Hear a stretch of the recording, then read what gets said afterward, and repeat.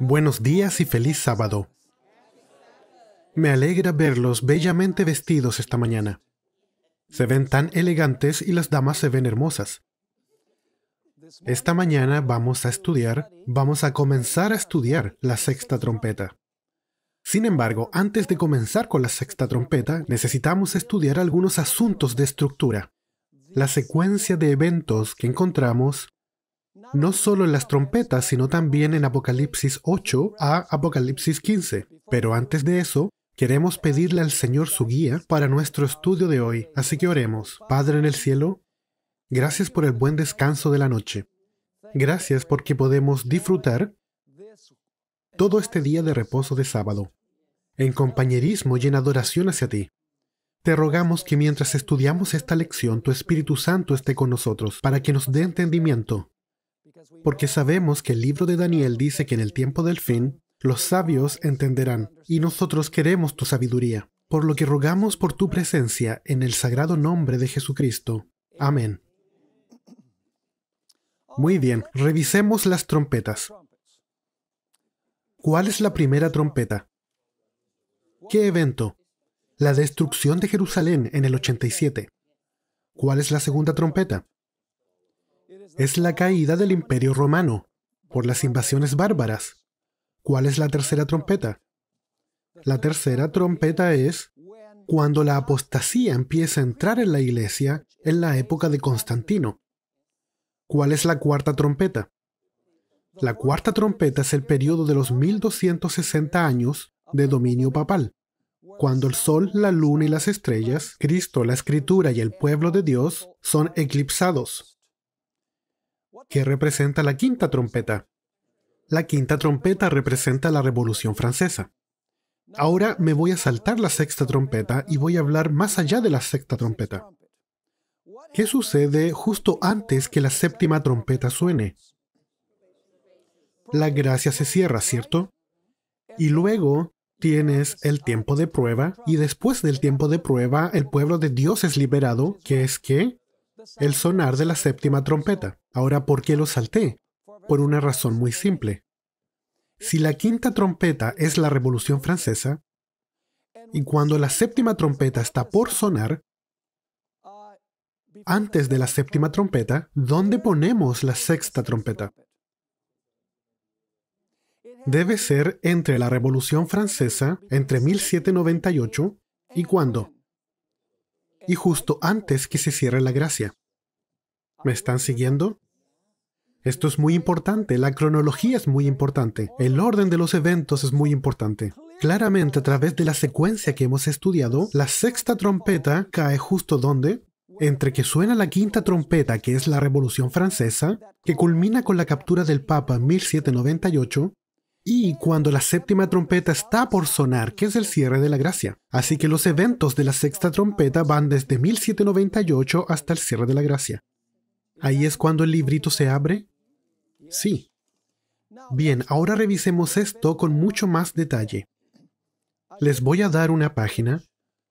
Les voy a dar también un link para que descarguen una copia limpia de esto, pero esto lo agregué en el último momento. Pero la idea es que no tengan que tomar notas, porque eso tomaría más tiempo del que necesitamos tomar para hablar esto. Así que noten esta página que les di esta mañana. Apocalipsis capítulo 8 y verso 12, Apocalipsis 8, 12, dice, y el cuarto ángel tocó la trompeta, y fue herida la tercera parte del sol, y la tercera parte de la luna, y la tercera parte de las estrellas, para que se oscureciese la tercera parte de ellos, y no hubiese luz en la tercera parte del día, asimismo de la noche. Así que ahí tienes la cuarta trompeta, que es el periodo de dominio papal. Luego, en el verso 13, tienes el anuncio de los tres ayes, y dice ahí, y miré y oí un ángel volar por en medio del cielo, diciendo a gran voz, ay, ay, ay, de los que moran en la tierra, a causa de los otros toques de trompeta que están por sonar los tres ángeles. Así que los tres ayes son ¿qué? Las últimas tres trompetas. Trompetas número 5, 6 y 7. ¿Está eso claro? Así que las trompetas 5, 6 y 7 son los tres ayes, que siguen a la cuarta trompeta, que es ¿qué periodo? El periodo de supremacía papal. Y luego, en Apocalipsis 9, del 1 al 11, tienes la quinta trompeta. ¿Qué representa la quinta trompeta? La Revolución Francesa. ¿Qué ay es ese? Es el primer ay. ¿Cómo sabemos eso? Bien, porque en Apocalipsis 9, 12, cuando esa trompeta termina, cuando la quinta trompeta termina, dice, el primer ay pasó. He aquí, vienen aún 2 ayes después de esto. ¿Me están siguiendo? Así que en Apocalipsis 9, del 1 al 11, la quinta trompeta de la Revolución Francesa es el primer ay. Luego, en Apocalipsis 9, del 13 al 21, que son los versos siguientes, tienes ¿qué trompeta? La sexta trompeta. Y vamos a ver que la sexta trompeta describe la reunión de los impíos para atacar el pueblo de Dios en el tiempo del fin. Y luego, en Apocalipsis 10, verso 1, hasta Apocalipsis 11, verso 1, tienes la reunión de ¿quiénes? Tienes la reunión de los justos. Es el episodio del pequeño libro. ¿Me están siguiendo? Así que la sexta trompeta es la reunión de los impíos en la crisis del tiempo del fin, y en Apocalipsis 10.1 al 11.1 es la reunión de los justos en la crisis del tiempo del fin. Así Apocalipsis 11.1 termina con la reunión de los justos y termina con el remanente, ¿cierto? Apocalipsis 11, 2 y 3 nos lleva de vuelta ¿a dónde? A la cuarta trompeta. ¿Me están siguiendo? Porque menciona que los 2 testigos que van a testificar en ropas de saco por 1260 días o 42 meses, ¿es esa la cuarta trompeta? Sí, así que Apocalipsis 11, versos 2 y 3 nos está llevando de vuelta. Aquí estamos estudiando la estructura. Así que nos lleva de vuelta. Y luego, ¿qué encontramos en Apocalipsis 11, versos del 7 al 10? La quinta trompeta, la Revolución Francesa. ¿Me están siguiendo? Así que tenemos ciclos aquí.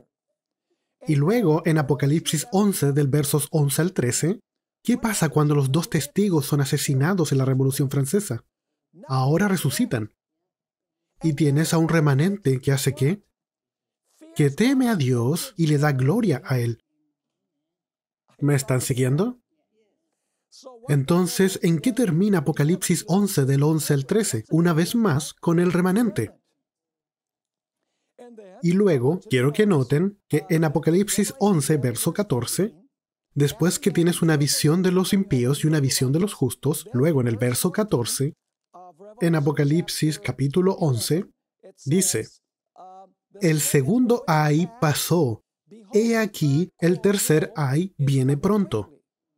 Así que, ¿cuál es el segundo ay? El segundo ay es la sexta trompeta, la reunión de los impíos para un ataque final al pueblo de Dios, al reino de Dios. Apocalipsis 10 describe la reunión de los justos como el otro ejército para enfrentar al enemigo. Así que luego, en Apocalipsis capítulo 12, versos del 1 al 5, tienes una mujer que está vestida con el sol, tiene la luna bajo sus pies, y tiene una corona con 2 estrellas, y tienes a un dragón que quiere matar al hijo que va a nacer de esta mujer. ¿Qué representa esta mujer? Ella representa la iglesia del Antiguo o del Nuevo Testamento. Bien, cuando Juan la ve, es la iglesia del Antiguo Testamento. ¿Cómo sabemos eso? Bien, porque el bebé no ha nacido. No puedes tener una iglesia del Nuevo Testamento antes que el bebé naciera. ¿La mujer existía antes que el bebé naciera? Es una pregunta tonta. Sí.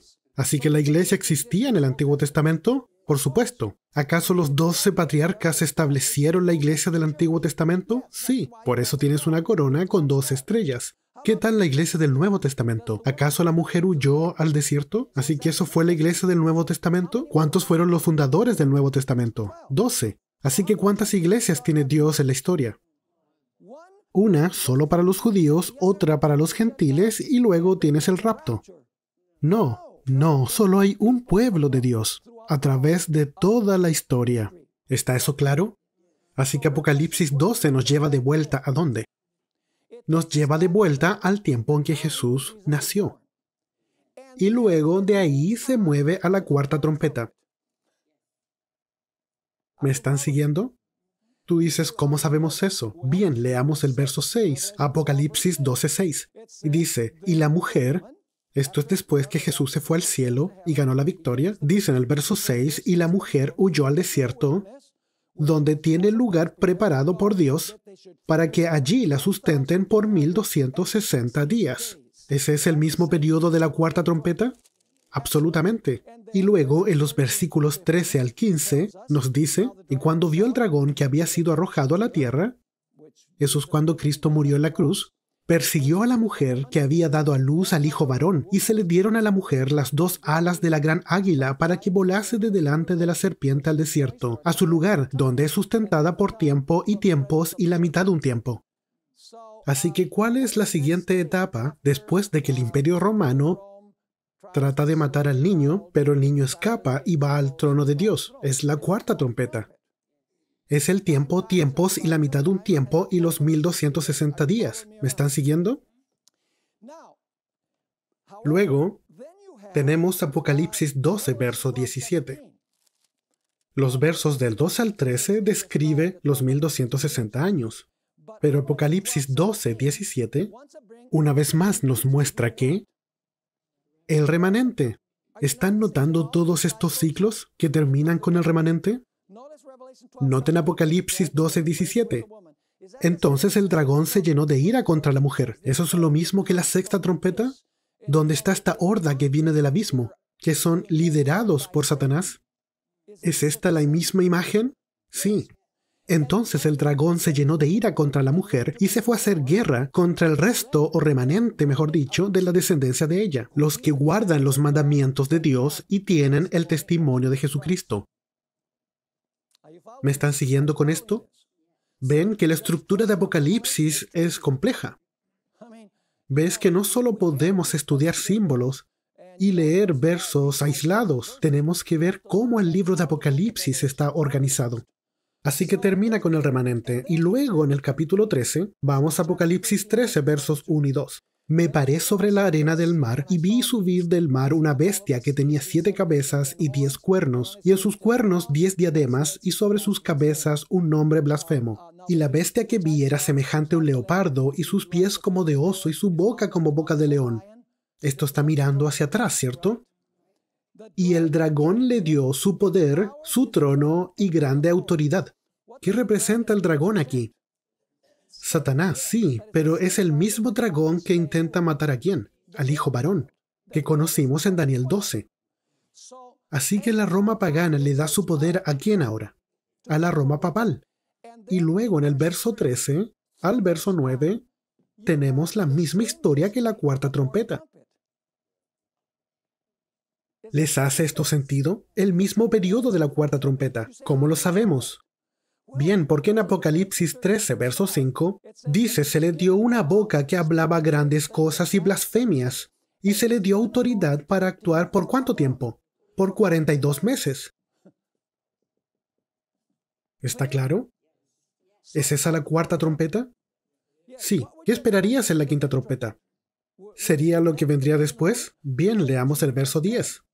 Dice en el verso 10, si alguno lleva en cautividad, ¿quién llevó en cautividad? La bestia, ¿cierto? Si alguno lleva en cautividad, va en cautividad. Si alguno mata a espada debe ser muerto. ¿Cómo llamamos a eso? La herida mortal. ¿Quién le dio la herida mortal al papado? Francia. ¿Esa es la quinta trompeta? Sí, esa es la quinta trompeta, ¿cierto? Y luego quiero que noten que tenemos una imagen de los enemigos del tiempo del fin. Tenemos una bestia que sale de la tierra, que tiene 2 cuernos como un cordero, pero habla como dragón. ¿Eso está en el periodo de la sexta trompeta? ¿Sí o no? ¿Cómo sabemos eso? Porque acabamos de leer en el verso 10 acerca de la quinta trompeta, la herida mortal. Así que esto está describiendo lo que sucede en la sexta trompeta. Y luego quiero que noten que después que se representan a los impíos, que van a tratar de destruir al pueblo de Dios básicamente, ¿qué es lo que viene después en Apocalipsis 14 del 1 al 5? A propósito, Apocalipsis 14 del 1 al 5 pertenece a Apocalipsis 13. Es el clímax de Apocalipsis 13. Y bien, ¿cómo sabemos eso? Bien, porque cuando el capítulo 13 termina, tú encuentras que esta bestia de la tierra prohíbe vender y comprar y pone la marca de la bestia y mata a todos los que no adoran a la imagen. Así que cuando el capítulo 13 termina, tú dices, ¿había alguien fiel aquí? ¿Acaso todos siguen a la bestia y reciben su marca? ¿Cuál es la respuesta en el capítulo 14? ¿Va a haber algún grupo victorioso? Sí, ese es. ¿Qué grupo? Los 144,000. Así que este ciclo también termina con el remanente. Absolutamente. Y luego vamos al siguiente ciclo, que es Apocalipsis 14, del 6 al 10. Apocalipsis 14, del 6 al 10, nos lleva de vuelta en el tiempo, al momento cuando el mensaje de los 3 ángeles es proclamado para reunir al pueblo de Dios en el lado de Cristo. ¿Me siguen? El propósito de los 3 ángeles es reunir a todos los que pueda alrededor del mundo en el lado de Dios. ¿Qué trompeta es esa? El capítulo 14 comienza con la 6ª trompeta, eso es correcto. Ya vimos una imagen de los impíos, ahora tiene que haber una imagen de los justos. Así que tenemos la 6ª trompeta, la reunión de los justos, para la batalla final. Y luego en Apocalipsis 14, del 14 al 19, ¿qué es lo que tenemos? El cierre de la gracia. Bien, ¿qué quieres decir con el cierre de la gracia? Bien, se ve a Jesús sentado en una nube con una hoz en su mano. ¿Qué es lo que va a hacer? Él va a cosechar la tierra.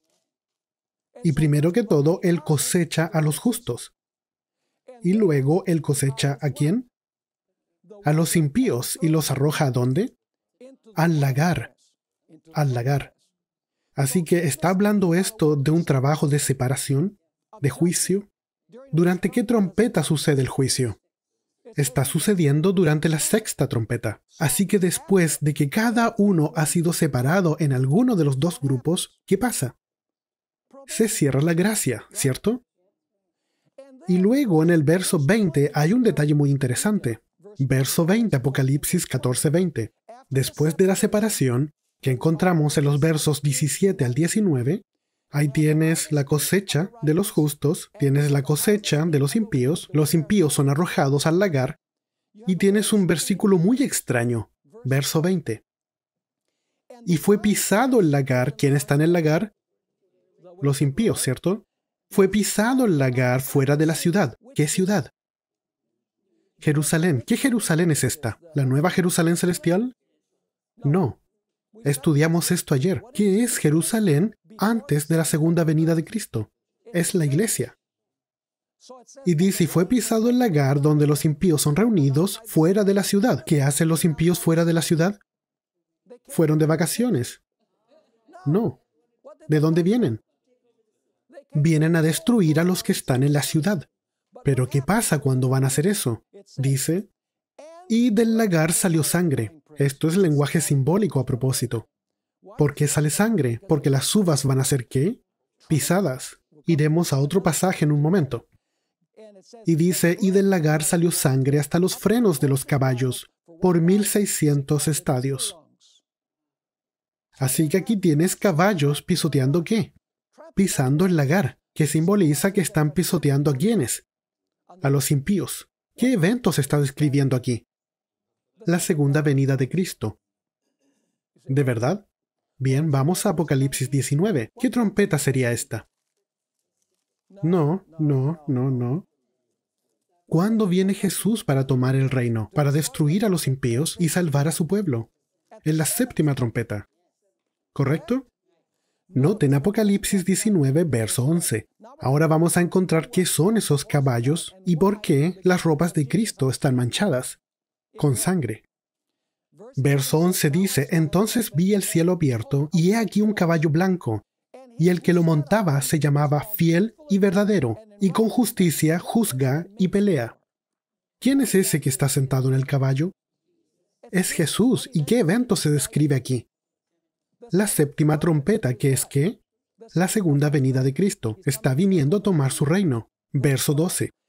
Sus ojos eran como llama de fuego, y había en su cabeza muchas diademas, y tenía un nombre escrito que ninguno conocía sino él mismo. Estaba vestido con ropa ¿cómo? ¿Por qué su ropa está teñida en sangre? tenemos que ir atrás a Isaías 63, donde dice que Jesús pisó el lagar solo. Nadie estuvo conmigo, dice. Y está hablando de pisar el lagar, que representa a pisotear a los impíos. ¿Y qué quieren hacer los impíos en este punto? Quieren destruir al pueblo de Dios. Así que viene Jesús en un caballo blanco y sus vestidos están teñidos de sangre. Viene a pisotear el lagar y, a propósito, ¿sabes a qué imagen se refiere esto? Aún hay lugares en Italia donde hacen el vino de esta forma, donde ponen las uvas en una gran como bañera, y luego la gente se sube a la bañera con los pies descalzos y empiezan a pisotear las uvas. Y mientras pisan las uvas salpican a su ropa y pareciera sangre. Esa es la imagen aquí. Y luego continuamos aquí. Verso 13 dice, estaba vestido de una ropa teñida en sangre y su nombre es el Verbo de Dios. ¿Y viene solo o viene con otros seres montados en caballos?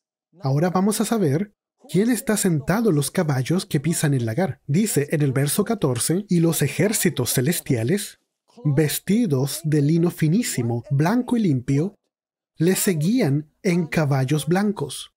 Y vean cómo el versículo 15 se relaciona con lo que leímos en 14:20. De su boca sale una espada aguda para herir con ella a las naciones, y les regirá con vara de hierro. Así que esto está hablando de cuando Jesús va a tomar el reino. Sí. Y luego dice, y él pisa ¿el qué? El lagar del vino, del furor y de la ira del Dios Todopoderoso. Así que este pasaje que leímos contiene la reunión de los justos durante la sexta trompeta, el mensaje de los tres ángeles. ¿Los impíos rechazan el mensaje de los tres ángeles?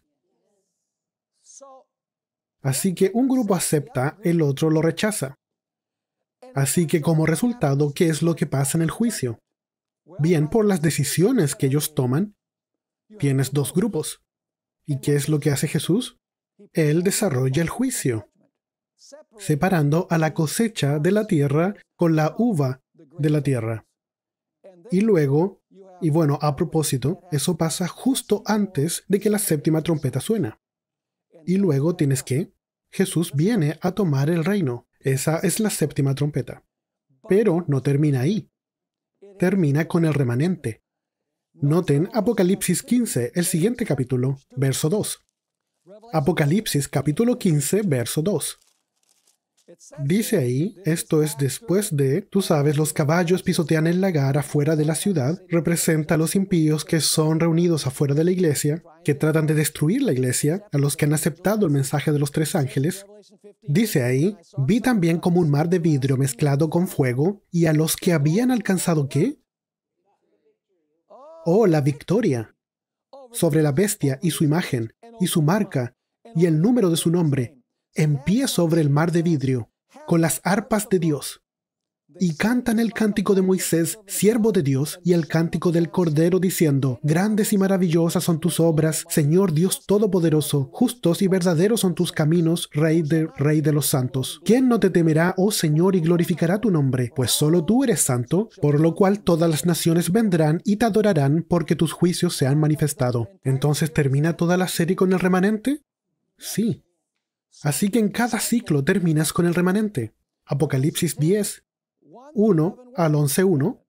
Apocalipsis 11, del 11 al 13, el remanente. Apocalipsis 12, 17, el remanente. Apocalipsis 14, del 1 al 5, el remanente. Apocalipsis 15, del 2 al 4, el remanente. ¿Están viendo esta imagen? Así que amigos, si desconocemos la estructura, vamos a estar tan confundidos que vamos a estar peor que Confucio. Bien, no sé por qué lo llamaban Confucio si se supone que era tan sabio. Bien, de todas maneras, necesitamos estudiar la estructura. Bien, una vez más voy a mencionar, recuerde leer las páginas 355 a 362, donde desarrollamos esto en detalle y podrán entenderlo mucho mejor. Ahora vamos a la página 301. Y a la luz de lo que ya hemos estudiado, la sexta trompeta describe ¿qué cosa? La sexta trompeta describe la reunión de los impíos en la crisis del tiempo del fin. ¿Qué cosa ocurre también durante la sexta trompeta? El librito es abierto. Y Dios también llama ¿a quién? A su remanente. Para entrar en batalla ¿con quién? Con los impíos. En otras palabras, la sexta trompeta es la reunión de los impíos y la reunión de los justos. Así que con eso en mente vamos a la página 301.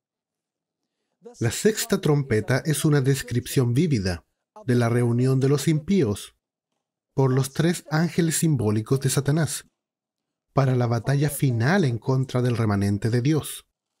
Esta reunión final, que comienza en 1844, ¿que comienza con quién? ¿Con los vivos o con los muertos? El juicio comienza con los muertos y de ahí en adelante. ¿Con qué grupo termina el juicio? El remanente final que va a estar vivo y que los impíos tendrán rodeados para destruirlos durante el tiempo de prueba. Así que la reunión final comienza en 1844 y se irá intensificando hasta el cierre de la gracia. Inmediatamente antes del cierre de la gracia, cuando el séptimo ángel está por tocar la trompeta, Satanás levantará un gran ¿qué? Un reavivamiento pentecostés falso. ¿Sabes? Algunas mañanas de sábado me gusta prender el televisor en canales cristianos. Y esta mañana pasé por, tú sabes, Hope Channel, y luego pasé por otros canales para ver si había algo valioso, y estaban dando a T.D. Jakes. Es un tremendo show. Es increíble. Y miles se reúnen en esa iglesia, completamente engañados. Y lo hacen parecer como un reavivamiento del Espíritu Santo. Pero no es el Espíritu de Dios. Así que Satanás va a levantar un falso reavivamiento pentecostés. El propósito de este reavivamiento es ¿qué? Es adelantarse y falsificar el reavivamiento genuino que traerá el derramamiento de la lluvia tardía. Y reunirá a los impíos ¿en qué? En un cuerpo. Eso es a lo que la sexta trompeta se refiere y vamos a estudiarla en esta tarde, verso por verso, y ustedes van a poder ver eso. La inspiración nos dice que el falso profeta, que es ¿quién? El protestantismo apóstata, hará incluso ¿qué? Caer fuego del cielo a la vista de los hombres. Un milagro que parodia la caída de fuego del cielo en los días de ¿quién? Tú sabes, a los profetas falsos de Baal no se les permitió que falsificaran la caída del fuego, pero a los falsos Elías del tiempo del fin se les permitirá falsificar esto. Va a ser un engaño mucho mayor. Y también es una manifestación de las lenguas de fuego que cayeron ¿cuándo? En el día del Pentecostés. Es un falso Pentecostés, en otras palabras. Esta reunión de los impíos durante la sexta trompeta es amplificada también, y ya vimos esto en Apocalipsis, ¿dónde? 12:17. ¿El dragón fue qué? Airado contra la mujer. Apocalipsis 13, del 11 al 18. El falso profeta, que persigue al pueblo de Dios. Apocalipsis 14, especialmente el verso 20, los impíos se reúnen alrededor de la santa ciudad, la iglesia, para destruir al pueblo de Dios. Y un pasaje que aún no hemos visto, Apocalipsis 16, versos 13 al 16.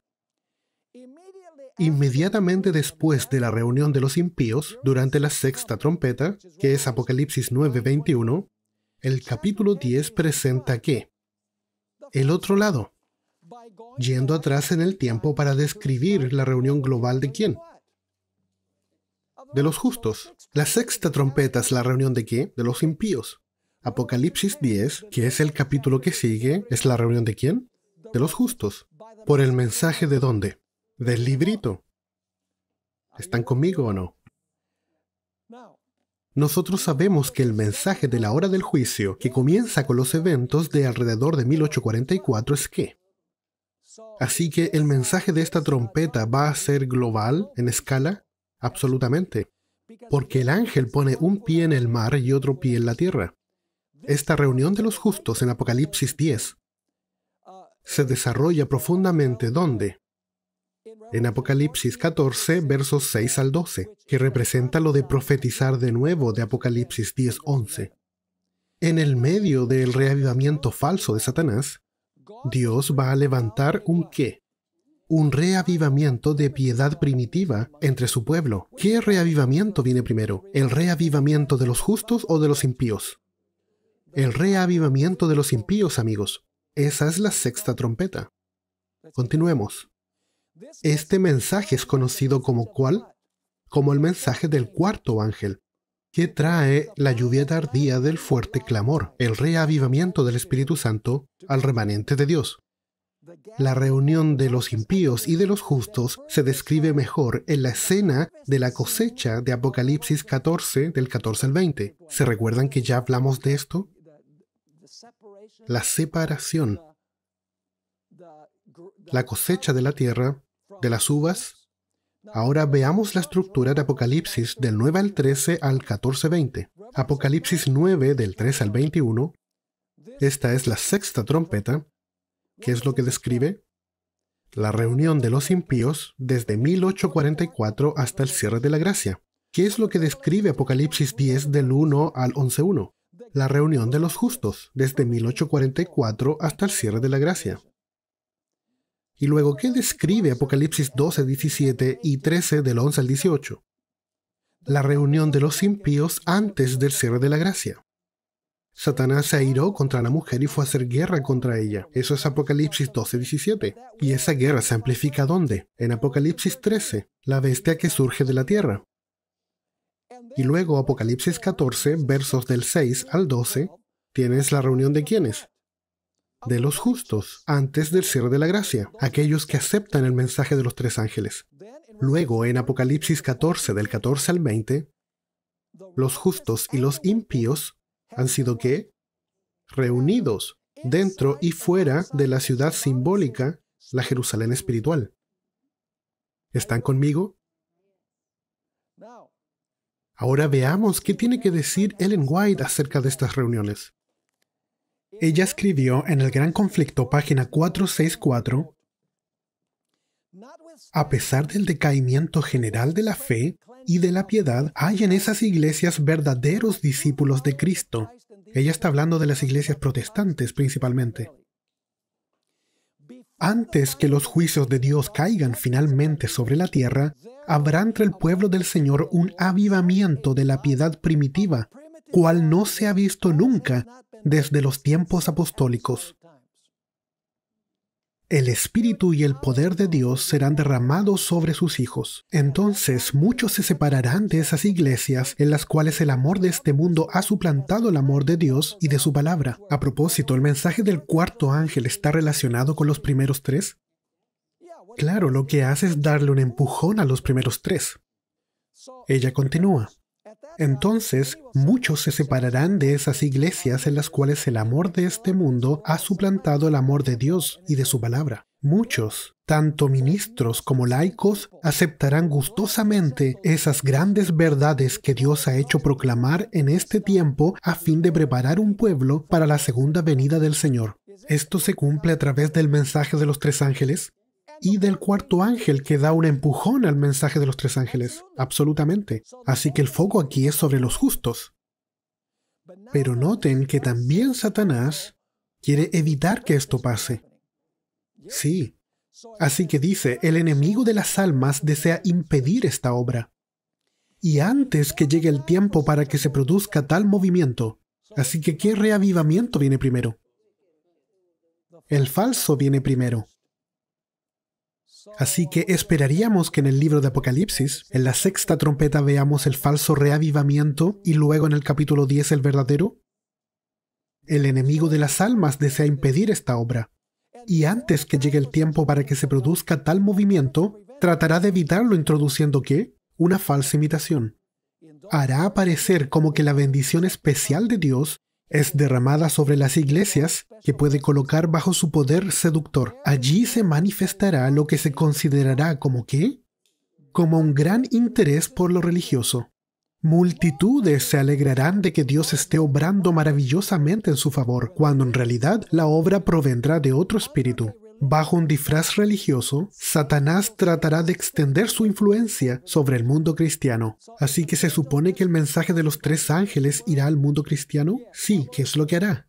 Miles y miles saldrán y se unirán con el remanente. ¿Pero qué está haciendo Satanás al mismo tiempo? Satanás está reuniendo a su gente al mismo tiempo. Y, de hecho, lo hace antes de que venga el verdadero reavivamiento. Porque el diablo sabe que va a venir un reavivamiento y de que el mensaje de los 3 ángeles va a ser empujado. Puedes estar seguro que lo sabe. Luego, Ellen White se enfoca en el mensaje a los justos. Ella escribe: vendrán siervos de Dios con semblantes iluminados y resplandecientes de santa consagración, y se apresurarán de lugar en lugar para proclamar el mensaje celestial. ¿Qué mensaje? El mensaje de los 3 ángeles, que es empujado por el ángel que clama a gran voz.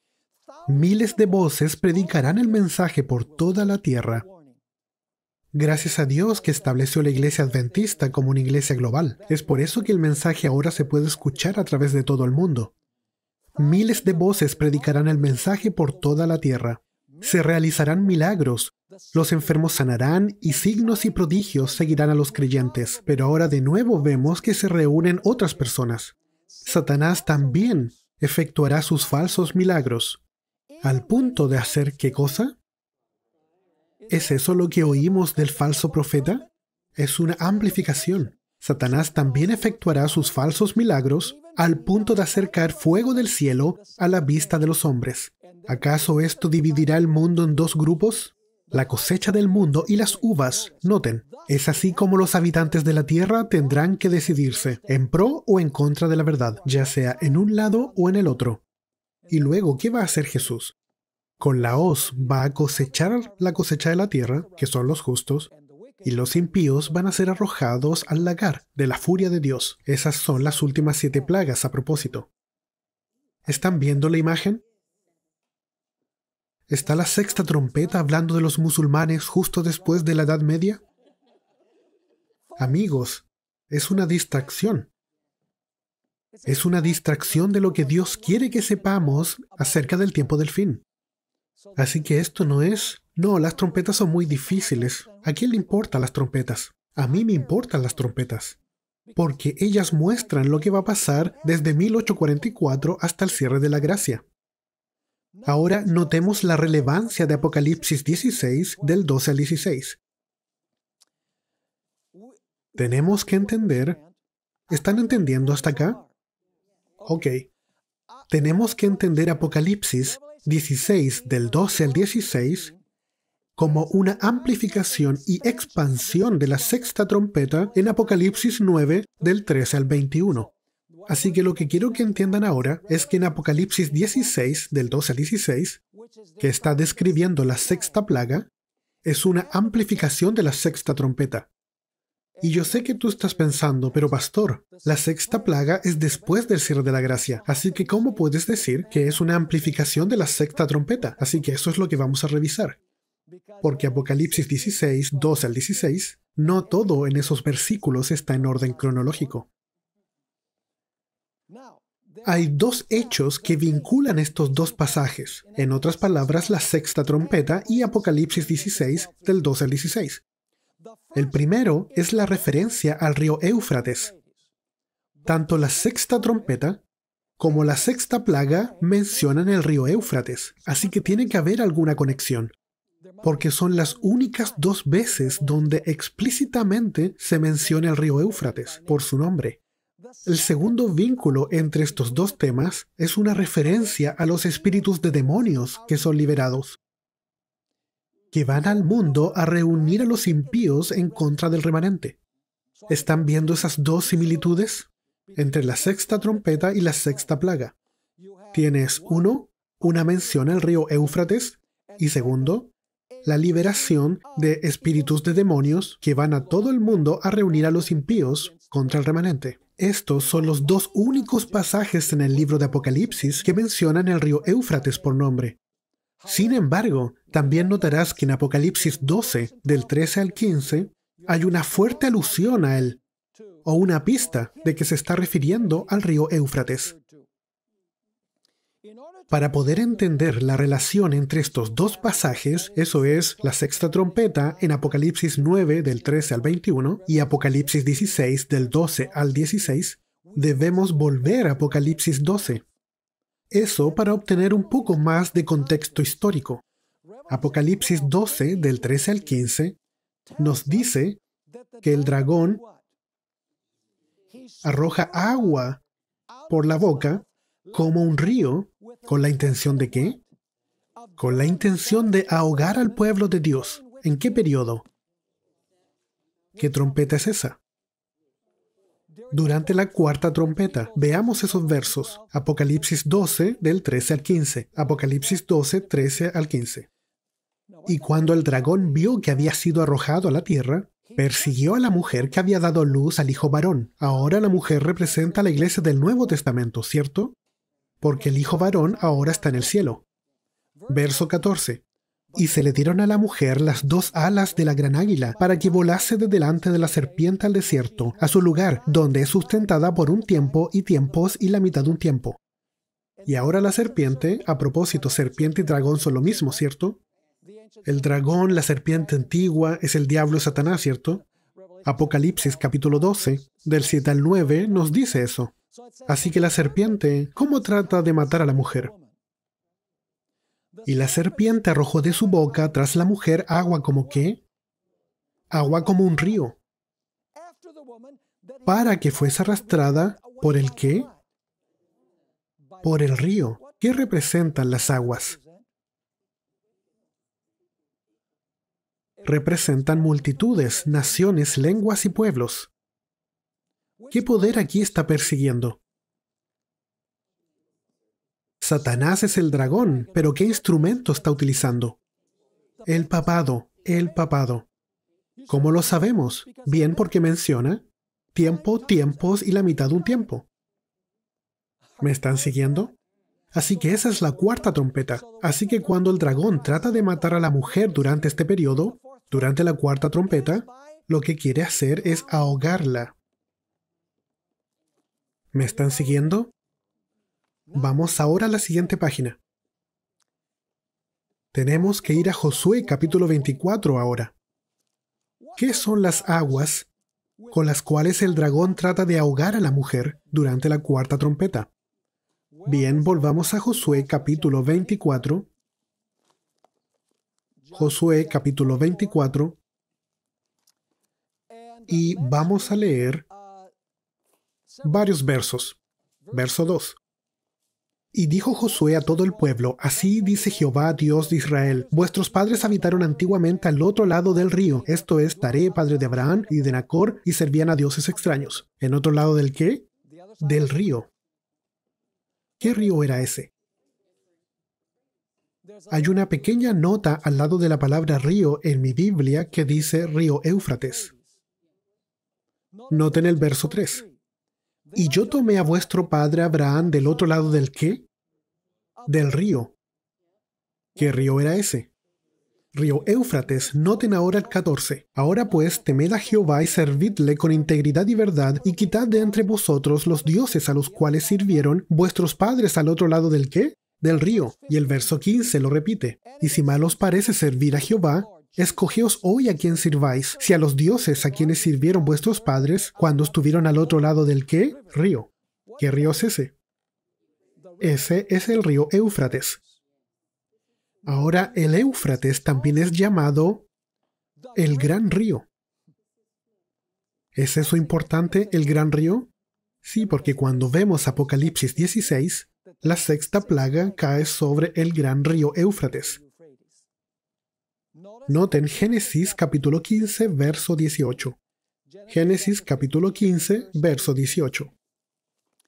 Dice ahí, en aquel día hizo Jehová un pacto con Abraham, diciendo, a tu descendencia daré esta tierra, desde el río de Egipto. ¿Qué río es ese? El Nilo, hasta el río grande, el río Éufrates. Así que, ¿cuál es el Éufrates? El Éufrates es el gran río.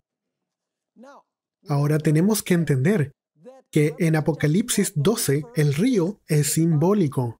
Las aguas son simbólicas, ¿cierto? ¿Qué representa las aguas?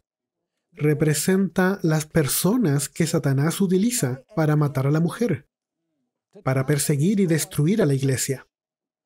Vamos ahora a Isaías capítulo 8, verso 7. Incluso el Antiguo Testamento nos da el concepto de que el río representa los ejércitos que intentan destruir al pueblo de Dios. Vayan conmigo a Isaías capítulo 8 y verso 7. Aquí está el rey de Siria que está invadiendo la tierra de Israel. Y se le compara con la inundación que viene del río Éufrates. Dice ahí en el capítulo 8 de Isaías, versos 7 y 8, he aquí, este es Sennacherib, el rey de Siria que está invadiendo la Tierra Santa y viene a la ciudad de Jerusalén, y el agua le está llegando al cuello de la ciudad simbólicamente. Y dice, he aquí por tanto que el Señor hace subir sobre ellos aguas de ¿qué? De ríos. ¿Cuál río? Del Éufrates, impetuosas y muchas. ¿Cuáles aguas son muchas e impetuosas? Las del Éufrates. Esto es el rey de Asiria con todo su poder. Así que, ¿qué representa las aguas? Al rey de Asiria y sus ejércitos, el cual subirá sobre todos sus ríos. ¿A qué se le está comparando? A un río que inunda, el cual subirá sobre todos sus ríos y pasará sobre todas sus riberas. Y pasando hasta Judá, inundará y pasará adelante, y llegará hasta la garganta. Ahora, cuando el agua llega hasta el cuello, amigos, estás muy cerca de ahogarte. ¿Están entendiendo esto? En Apocalipsis 12, volvamos ahí. Hay un par de detalles interesantes que quiero que noten ahí en Apocalipsis 12. Y una vez más es el verso 15. Verso 15. Dice ahí, y la serpiente arrojó de su boca tras la mujer agua como ¿qué? Agua como un río. Aquí hay un detalle interesante. Si tú lees la versión en inglés de la Biblia, de Josué 24, donde debe decir río, dice ¿qué cosa? Inundación. La inundación. ¿Qué es la inundación? Es el río Éufrates. Es el gran río Éufrates. Así que dice, y la serpiente arrojó de su boca tras la mujer agua como un río, para que fuese arrastrada por el qué? Para que fuese arrastrada por el río o por la inundación. Ahora noten la traducción de la versión de la Nueva Biblia Viva, de Apocalipsis 12, 15 y 16. Sabes, la mayoría de las versiones modernas, en vez de inundación o algo parecido, ponen río. Pero la NBV captura que esto es realmente una inundación. Este es el río Éufrates. Dice ahí en el verso 15, la serpiente que iba tras la mujer arrojó por su hocico un caudal de agua que corrió como un ¿qué? Un torrente hacia la mujer. Interesantemente, la palabra río o la palabra torrente que se usa aquí, que es la palabra río, es la misma palabra que se utiliza en la parábola sobre el hombre sabio y el hombre insensato. ¿Y qué pasó con el hombre insensato? Dice que los ríos vinieron. Es la misma palabra río de Apocalipsis. Así que Apocalipsis 12 está hablando de la inundación del río Éufrates. La inundación del río Éufrates, aunque no se está mencionando por nombre. ¿Y cuál es la intención del río Éufrates? Su intención es ahogar a la iglesia durante el periodo de la cuarta trompeta. ¿Cierto? ¿Y quién viene al rescate? A cierto territorio en algún lugar. A un cierto territorio en algún lugar, no Estados Unidos. Todavía no existe Estados Unidos. A propósito, ¿la Tierra ayuda a la mujer durante los 1260 años? Sí, porque fue en 1620. Así que, ¿qué pasa? Dice ahí, pero la Tierra ¿qué? Ayudó a la mujer. ¿Y qué hizo la Tierra? Pues la Tierra abrió su boca y tragó el río que el dragón había echado de su boca. En otras palabras, ¿qué está describiendo? Está describiendo que cuando la iglesia se estaba ahogando, en Europa, había un lugar llamado Tierra que le dio refugio a la mujer. ¿Dónde fue eso?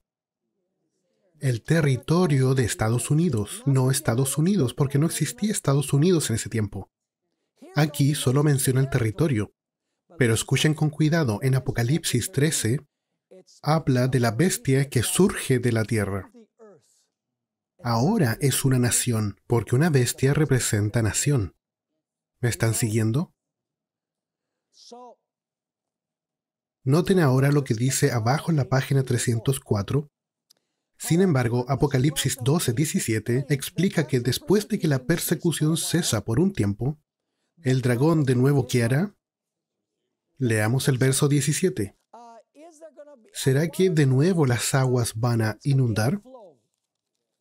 Por así decirlo, por supuesto. Porque dice en el verso 17, entonces el dragón, ¿este es el mismo dragón que arroja agua por su boca? Sí, el dragón se llenó de ira contra la mujer. ¿Y se fue a hacer qué? Guerra. ¿Es esa la sexta trompeta? Sí, es Satanás reuniendo a sus ejércitos. Se fue a hacer guerra contra el resto de la descendencia de ella. ¿Cuántos grupos hay en este verso? 2. Tienes al dragón enojado contra la mujer y tienes, ¿qué más? La descendencia de la mujer. ¿Y qué hace la descendencia? Guarda los mandamientos de Dios. Y tiene, ¿qué cosa? El testimonio de Jesucristo. Así que esta es mi pregunta. Después que Apocalipsis 12:17 explica que después de la persecución cesa por un tiempo, ¿estamos en ese periodo donde aún la persecución no se ha levantado de nuevo? Sí. ¿Por qué? Porque Estados Unidos, la bestia de la tierra, no ha terminado de ayudar a la primera bestia a recibir su poder. El dragón nuevamente va a perseguir al remanente de la simiente. En otras palabras, al remanente de Jesús. Esta es otra forma de decir que el dragón una vez más hará ¿qué? Botar agua por su boca del río Éufrates simbólico. Tú dices, eso es especulación. Espera.